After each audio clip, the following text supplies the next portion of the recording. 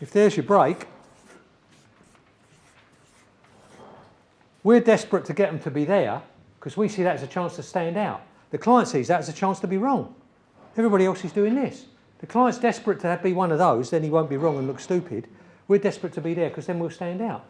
Because what we're seeing is here's the mind, and here's 19 commercials in the mind. Yeah? 5, 10. Call that 9. I think that's 19. The 19 commercials in the mind. If we add another commercial, what share of mind do we get? 1/20th or 5%. Exactly. It's not a trick question. I don't do trick questions. This is all very... As Sartre said, you are condemned to be free. The bad news is this is really fucking simple, and the good news is this is really fucking simple. This is simpler than you want it. The good news is nobody else knows how simple it is. What you're hearing, most people aren't hearing. Most people still think complex is clever. Just a very quick question. I work for a media agency, and when it comes to commercial breaks for TV, although I work online, the research is actually the one that suggests that most people see that ad, and you've got a lot of regulatory services that monitor advertising constantly to say that that advertising is the most impactful. So it kind of... And who tells you that? There's, Barb and all sorts of other... So Yeah, what they're telling you is there's eyeballs in front of your ad. Yeah, exactly. Yeah, but they're not telling you the brain's engaged. Yeah, that's true. There's eyeballs there. You had eyeballs in front of 1,000 advertising messages today. And we remembered out of 40,000, we remembered 19. The data is just data. That's not fact. It's not truth. It's just data. We can make the data do different things. The cliche they say is that if for researchers, we take a grasshopper and we shout at it and it jumps. So we cut off its legs and we shout at it and it doesn't jump, which proves that cutting off its legs makes a grasshopper deaf. So grasshoppers must have their ears in their legs. We can make the data do anything we want. The data is just a fact. That's true, but shouldn't that at least, symbolize some kind of impact potentially that could... No. Impact is not the same as having your eyeballs open in front of it. What was the impact? 1,000 advertising messages yesterday, and you remembered one. What was the impact of the other 999? You had your eyeballs in front of 1,000. Now, on my data sheet, I'm going to put you down as you were on. Now, I'll call that impact because I'm trying to sell this to the client. But this is not client language now. This is inside the agency without the client here. In the real world where we want to be effective. How do I kill those other 999?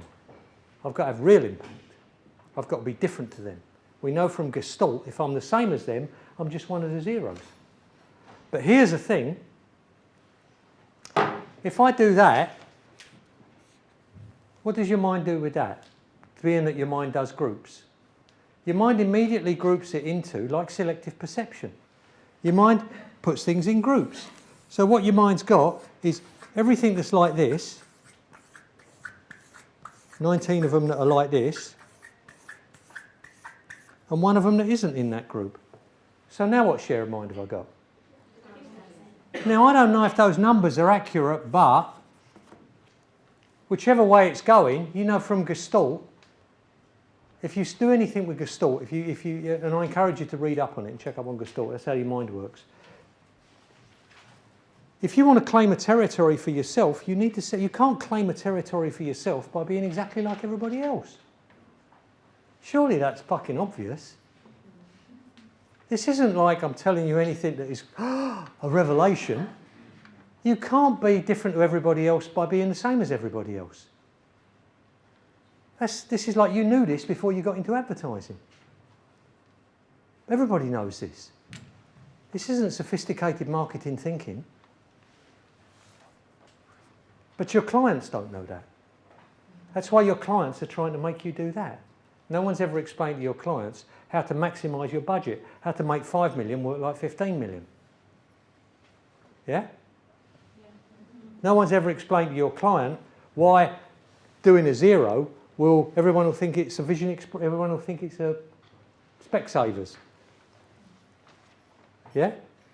If you want to not be Specsavers, you've got to put your boots on and jump in and not be Specsavers. Pepsi, for 60 years, were number 2 to Coke, and for 60 years they thought, well, Coke's number 1, we better copy them. So for 60 years nothing changed. And they finally cottoned on and did the Pepsi challenge, telling people we're not Coke. And their share went up, and their share went up so much that Coke panicked and changed their formula. And if you've read that book, The Other Guy Blinked it's called, if you've read that book, the day that Coca-Cola changed their formula, everyone at Pepsi worldwide got a day's holiday. Because they knew they'd won. You make the market leader, the guy who built and owns the market, change his formula to compete with us. That's creativity. If you know anything about De Bono at all, creativity is not the creative department. That's actually the copywriting and art directing department. The problem with calling it the creative department is, number one, they think they are creative and most of them aren't. And number two, it lets all you off the hook for being creative, so you don't do your jobs creatively. Remind me, I'll tell you some creative planning stuff in a minute, when you work with really creative planners.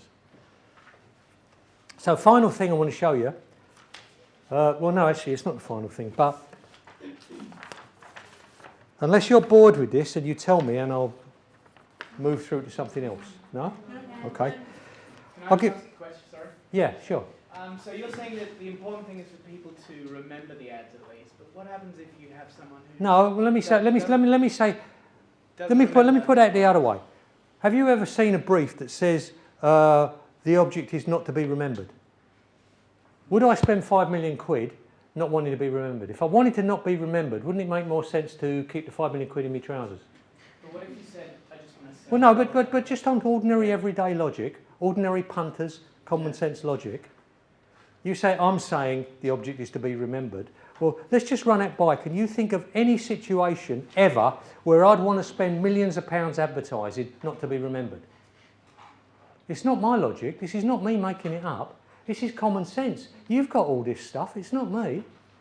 This is just common sense. Would you want to spend 5 million quid not to be remembered, or noticed, or persuaded, or communicate? Would you want to put that on your P&L and show it to the accountant? We're now going to spend 10 million quid not to be remembered. And hey, here's the good news, no one will notice it. Have 20 million, have 20. Yeah, but ultimately if people buy stuff and they don't remember the ad, then it's served its purpose. Look, I think you're in the diminishing marginal returns. I think you should stay there. What I say isn't for everybody.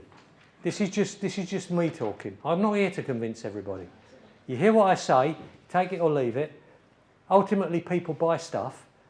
Yeah, I mean, maybe if I got a machine gun and sprayed it all over the fucking trenches for a week, I'd shoot somebody. Or I could get a sniper. Who am I actually going to buy? The guy, who's I actually going to pay money for? You go down to BBH and ask them if their principal way they sell their agency is we don't know if anybody will remember it or not, but people buy stuff. Yeah, it's just... I'm not telling you any secret marketing stuff. This is just logic. This is just when you walk in, this is punter's logic. And what about when you're talking to clients? Do you ever ruffle feathers with your logic? Shit, yeah. They don't let me in front of clients a lot, yeah. No, of course. This is not client language. Yeah. Please be clear. I'm not talking to you. You shouldn't tell clients, certainly not in my language. And you tell clients, increase your stock turn by optimising your on-shelf margins, because that's what clients eat up. Because that's what they've learned. They've read some IPA effectiveness papers, and now they think whatever they do, they have to use the Virgin Airlines paper on it. They're selling bags of sugar in the Midlands, and they think that's exactly relevant to what Richard Branson did with Virgin Airlines for 20 years. Because they're not using their brain, they're looking for a formula. Yeah? And anybody who's looking for a formula, that's what you do. You don't think. If you enjoy thinking, you will want to know the tools for thinking. That's all I'm giving you. Putting you back in touch with the timeless human truths, simple everyday logic that people use, not marketing, confusion.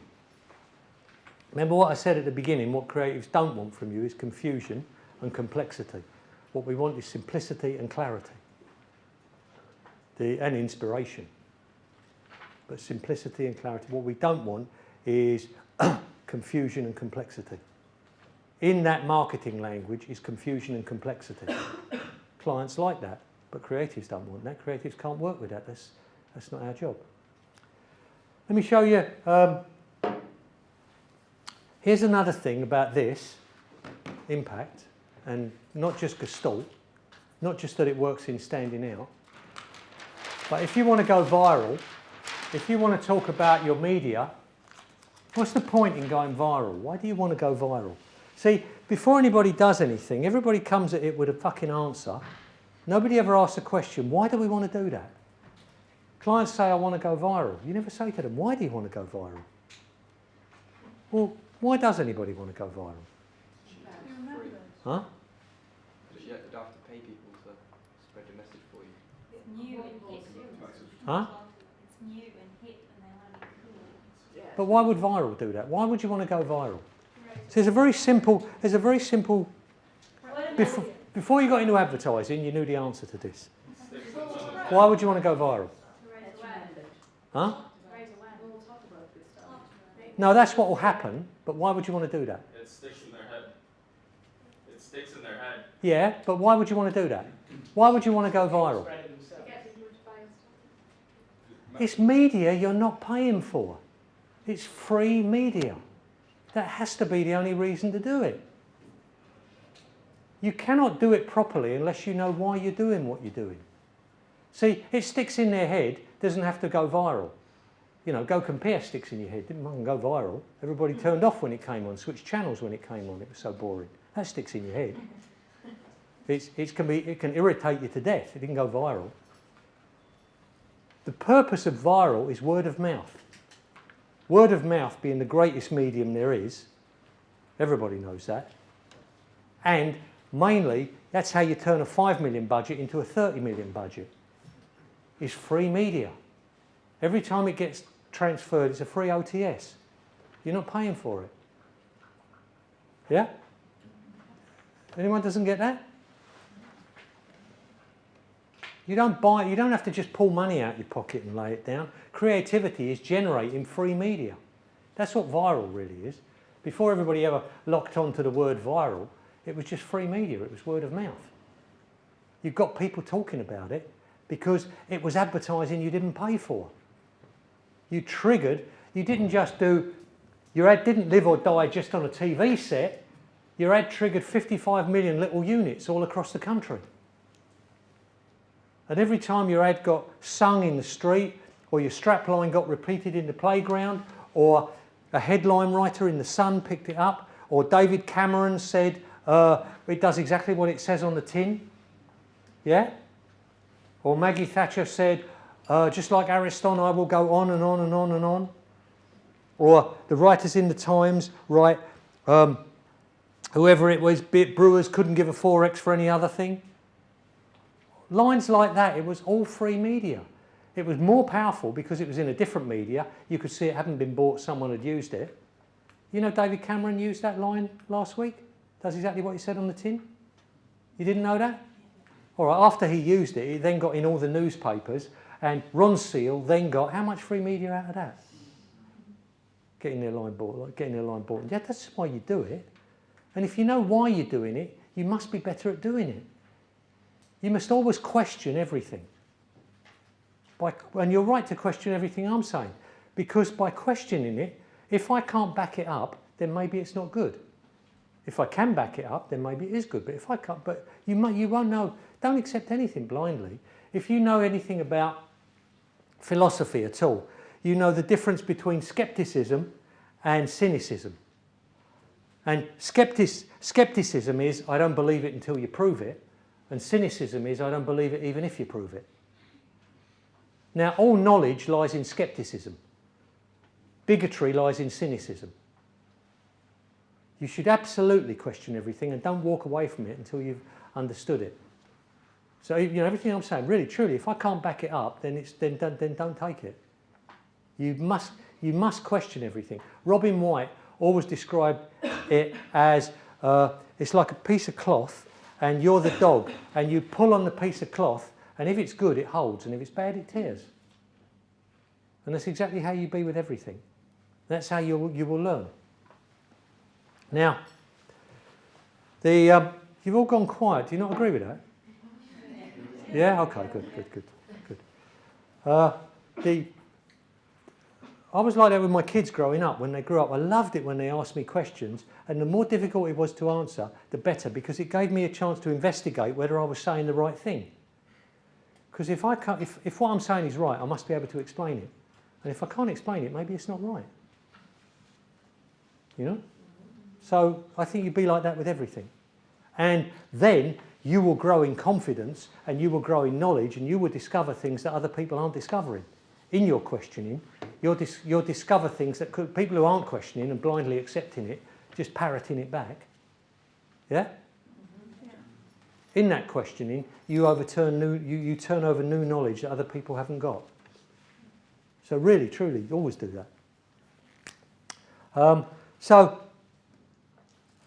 the reason to go viral is free media. How do you get free media?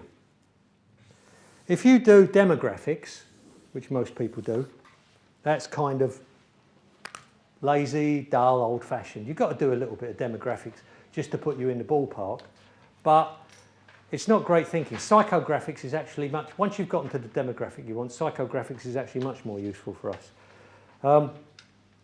Mainly what you'll do is you'll break down most people, and remember I'm keeping this dead simple, this is all vastly oversimplified, because I think that's where the power is. I know that this is only right 19 out of 20 times. The vastly oversimplifying, everybody divides into two kinds of people. Opinion formers and opinion followers. Now, they're obviously, what's the kind of difference there? Well, if you go into any pub, you're working on a beer account, you go into a pub and you'll see groups of blokes. And in any group of 5 or 6 blokes, there'll be one bloke that's doing most of the talking. Telling the jokes, leading the conversation, telling you this thing he saw on the box last night, really interesting fact, even if you're talking about football, he's the bloke who knows something about Arsene Wenger that you didn't know, right? Oh look, he's an opinion former. The other blokes, they're listening to him and they're enjoying it, might join in a little bit now and then, but basically they're very happy for him to lead. They don't want to lead the conversation because they don't want everybody to think they're boring and they don't want that pressure anyway. They're opinion followers. There are many more opinion formers than opinion followers. You go into Starbucks, you'll see 3 or 4 women round a table. There'll usually be one woman doing most of the talking and the other 3 will be chipping in, but mainly they don't want to stand out and be thought to be boorish, but keep on dominating the chat. So they'll be quite happy to listen and join in down there. Well, she's actually going to steer the conversation and say new things. The opinion formers can lead many opinion followers. Yeah, that's kind of how it is. There's many more of these than there is of these. Now, if you actually, depending in every market, there's only one brand leader. Obviously, there can only be one brand leader. Everybody else is 2, 3, 4, 5. The brand leader will usually his interest is in maintaining the status quo in that market because he's brand leader. If you're 2, 3, 4, 5, your interest is in challenging him, but you don't have the budget he's got because he's the brand leader. For instance, I was talking to a financial forum the other day, and I was talking about all these financial people. I was talking to them about advertising, and I'd looked up the numbers, and direct line. You all know direct line? Yeah. A small account, advertising account, would be about, well, not small, but small to me would be about 5 million. Medium-sized advertising account would be about 10 million. And a big account would be 15 to 20 million. Yeah? How much do you think direct line spend? You've all known them, you've all seen their stuff.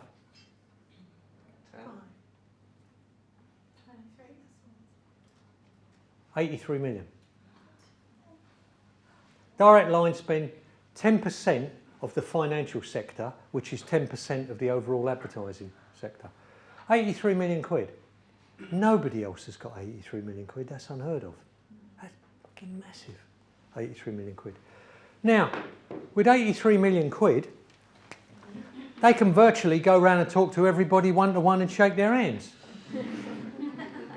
If you've got 10 million quid, that's 83. If you've got 10 million quid, how are you going to do that? If you go down there, you'll get buried by those guys. They've got 8 times as much as you. So what can you think of to do that's a way around that? Talk to the people who do all the talking. Talk to the people that talk to other people. That's why you want it to go viral. And in fact, that's where it goes viral. It doesn't go viral down here. These people don't pass things on, don't dominate conversations, don't lead conversations. These people do. If I can get that 10 million quid into there, those people, and I can get them talking about it, maybe I can generate that into 20 or 30 million quid of free media, which is what viral is, free media, right? Now, the interesting thing is because these people are always talking, they're always looking for new, fresh, original, different things.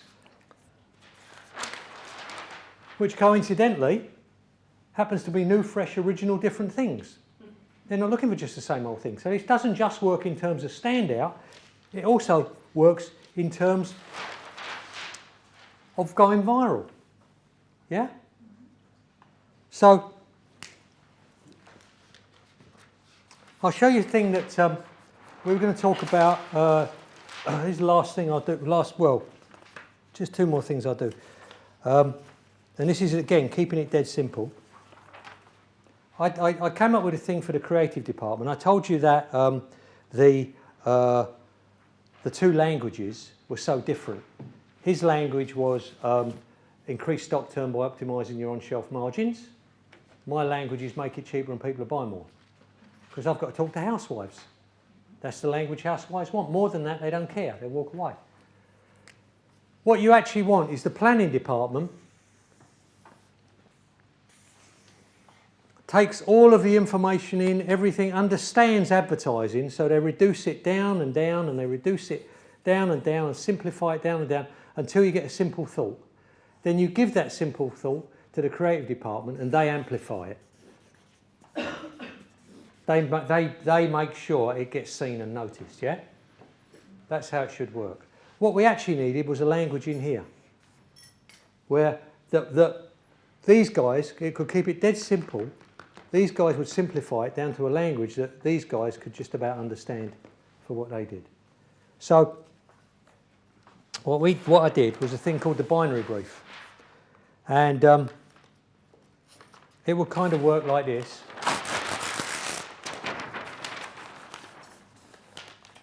In order to keep it dead simple, and this isn't a formula, you'll hear this as a formula to avoid thinking, an easy answer. It isn't. It's a structured discipline within which to have your thinking. It doesn't give you the answer, but it gives you the way to discuss it. So, first question, and it's always binary because that's the fastest way of getting an answer. You keep everything a choice between 2 things, you're going to have to answer one of those 2. You add a third or a fourth thing, you'll be, oh man, the options are geometrically increased. Yeah? So, if we keep it simple, are we doing market growth, or are we doing or are we doing market share? When we answer that question, are we doing trialists, or are we doing current users? Increased consumption amongst current users. When we answer that question,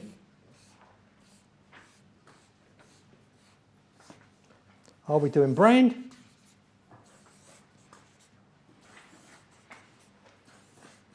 or are we doing product? Now, you can put different things in these boxes, but pretty much. Now that looks really complicated, right? But see, it isn't. Because if we start off, we only ever ask 2 questions. So we start off market growth or brand share. Market growth or market, I call it brand share, but really it's market share. I used to call it brand share, but since everybody uses the word brand, it just confuses everybody. So we call it market growth or market share. What do I mean by that? Every market, you start off with a pie chart, you won't go far wrong. Every market is pretty much that. I know it's not. I know there's 6 or 7 different ones and they've all got different shares and everything like that. But pretty much, your client is either there or there. He either owns the market or he doesn't. Yeah? Now, if you own the market, it doesn't matter if I remember your name. Specsavers, doesn't matter if everybody sees a commercial, they think it's for Specsavers. The other day, a couple of years back, some students, some advertising students, were asking me, when do you use celebrities in ads? And I said, all right, well, let's get the David Beckham. David Beckham did a poster for Nike and he did the line, impossible is nothing. And I'm saying to the students, okay, impossible is nothing. What does that mean? Why have they written it backwards? Why didn't they write nothing is impossible? And we discussed that for a bit. I say, okay, and Beckham, why Beckham? And they said, well, because he's clean cut, he's good looking, he's a male model, but he's a family man. But he is the perfect spokesman for Nike. And I said, you're positive, it's worth spending your money. And they said, absolutely, he's a perfect spokesman for Nike. And I held the poster up and it's Adidas. If you're market leader, you own the fucking market. If someone else copies your style of advertising, they're doing it for you. Nike own Famous Sportsman. Anybody else does Famous Sportsman, the punters will remember it as a Nike ad. 2 for 1, Specsavers own that. Anybody else does it, they'll remember it as Specsavers. The market leader doesn't need to be branded. When you grow the market, you do the job for the market leader, yeah? Even without branding, the market leader picks up this share of any growth, yeah? So if you're not the market leader, that would be quite a stupid thing to do, wouldn't it? If you're not the market leader, you must do market share. You must tell me why Adidas is better than Nike. And if that's not a factual product-based reason, then you give me a brand-based reason. Michael Schumacher is German. Adidas are German. They've won the World Cup 3-4 times more than England.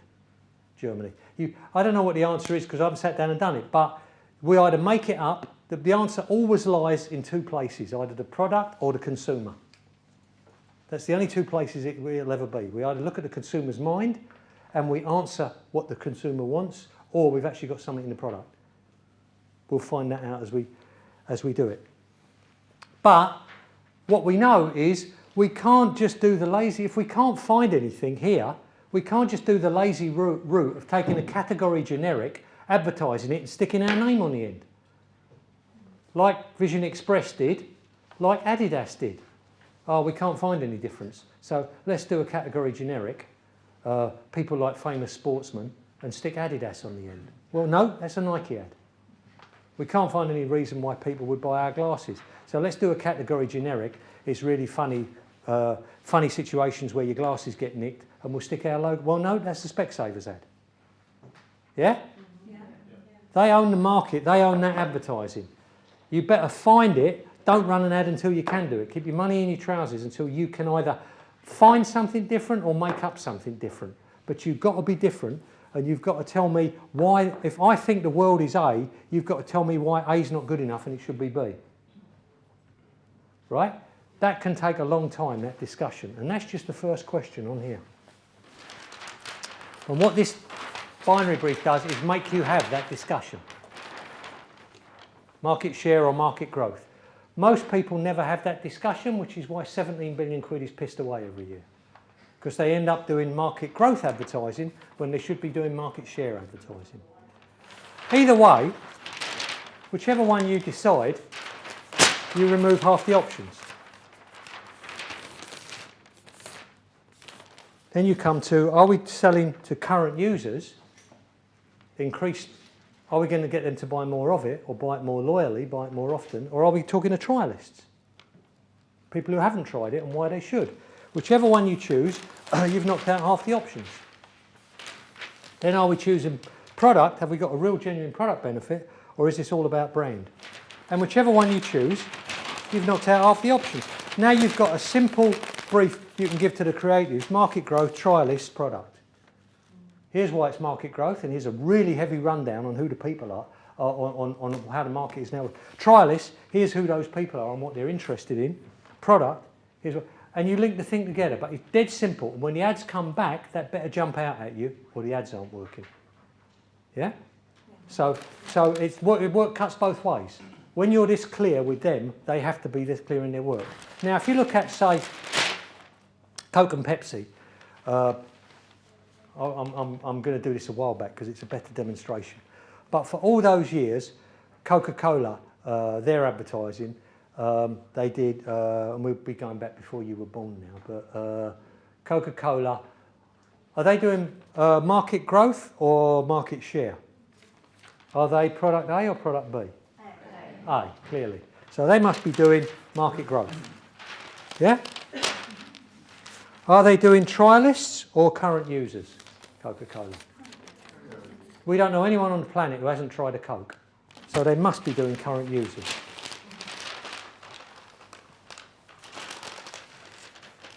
Are they doing product or brand? They must be doing brand. It's a great brand. It's one of the best brands there is. So they do market growth. They were doing market growth, current users, and brand. And so they did that thing, I'd like to buy the world a Coke. Don't just have one yourself, buy one for a friend. Yeah? Have a Coke with someone else. It makes the world a nicer place. We're not just selling you a Coke, we're you and your friend a Coke. Yeah? So that's how you get to that. Pepsi, on the other hand, where are Pepsi here? B. B. They must be. So they must be doing market share.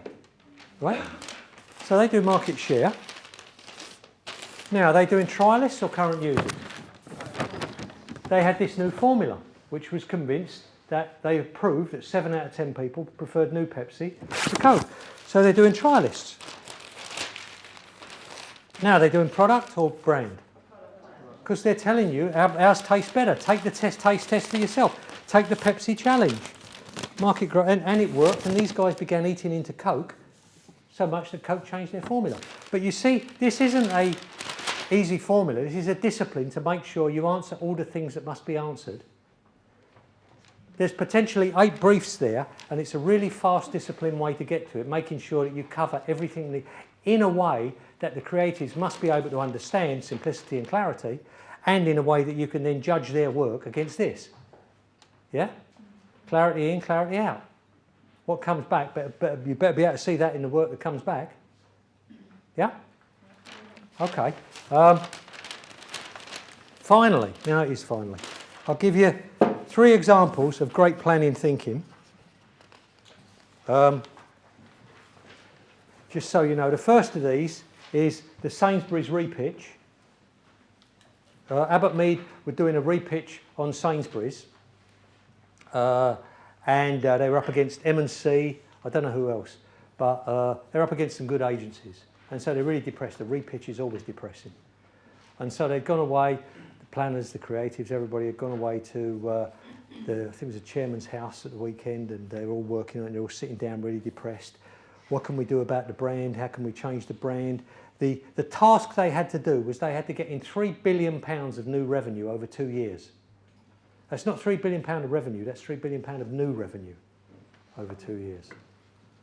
That's really quite depressing, and they're all sitting down with their head in their hands. What can we do about the brand? We've done everything to the brand we can think of. How do we get lapsed users back? How do we get new users in? What do we do about the brand? How do we change the brand?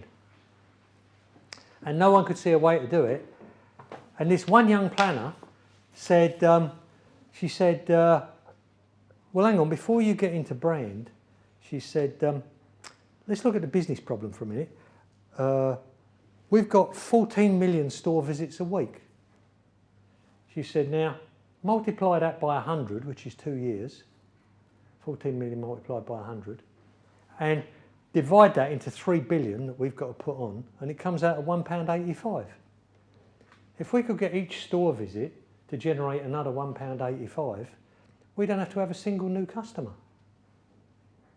Fucking hell, that's really exciting thinking. Straight out of that, you give that to the creative department, what comes out is try something different.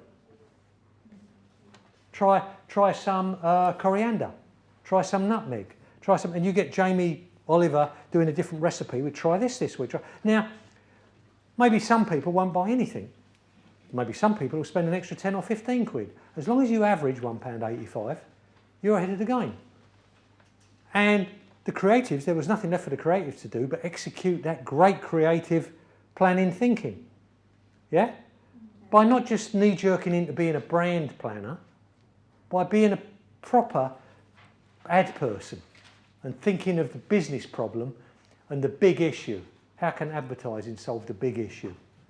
That's a person you want to work with. You know, you ask what creatives want, that's a person that you want to work with. That's an exciting person. That's someone doing their job creatively. I'll give you two more examples. When I was a youngster at BMP, we were pitching on a COI account, and it was fire prevention we were pitching on. And the big problem was chip pan fires.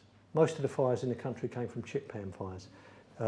Women would put the oil on, put the heat on, and while it's heating up, women, you know, they've got so much to do, they're going and getting on with whatever else they've got to do, and they forget it's on, and they come back, and it's alight, and they throw water over it, which makes it explode all over the kitchen, which makes the kitchen burn down. The fire brigade gets called out, they've got to put it down like that. Yeah? What everybody always does, you notice all the COI ads, it's so dopey.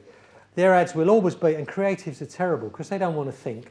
What they'll do is, let's find a new way of making this scary, of shooting some dramatic footage, of telling you that a fire is a terrible thing to have, of scaring you. Well, like I didn't know a fire was a terrible thing to have. Like, you know, if I knew it was so bad, I would choose not to have one. Yeah? Maybe let's look at how people really are and how people really think. And the account man and the planner came down to see me before the pitch, and they said, we've had a thought, and we're really quite excited about this. They said, we've asked another question, get upstream of this. How will the COI know whether chip pan fires have gone down or not? How will they measure it, whether fires have gone down or not? Think about that. How will you measure it? That's a great question. Fucking right, well done. Call-outs. Only measure you've possibly got is how many times the fire brigade's called out. Once you look at that, it becomes a different issue. Once you look at that, the whole issue is how do we stop the fire brigade getting called out? So the brief they gave me was, we want to tell people how to put out a fire so they never have to call the fire brigade out, but we want to do it in such a scary way that they never want to have one. So we'll tell them in a really scary way how to put out a fire. And we won the pitch, and we did that, and I got a D&AD silver for the ads, and chip pan fires went down by 40%. And the real creativity came out of the planning department. Sitting down, being creative with how they're looking at that, getting upstream, instead of just knee-jerking into the same old solution. Really looking at, what's a really creative way to do this? What's a question nobody's asked? Yeah?